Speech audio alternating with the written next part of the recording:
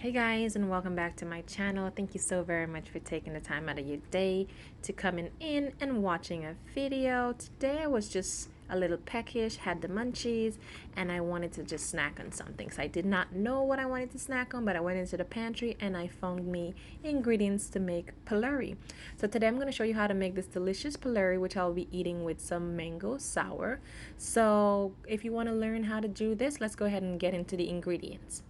So I'm going to be using some geerah, garam masala, split pea powder, about a cup of flour, baking powder, and I'm going to be using some green onions. So basically what you want to do is just go ahead and combine all the ingredients into a bowl. This is like so quick and so simple, along with 1 cup of water.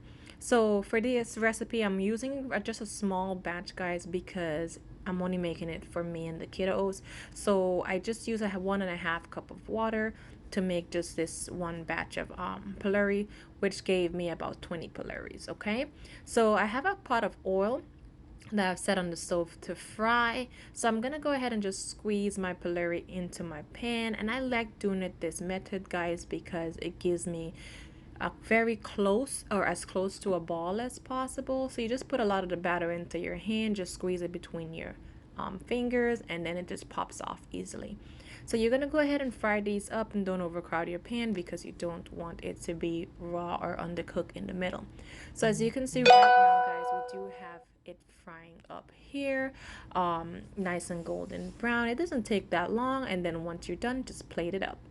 And here we have it, guys, a delicious batch of Pholourie that I have on the side with my homemade mango sour. If you want the recipe to the mango sour, just go ahead and leave me a comment below. I'll be happy to share that with you.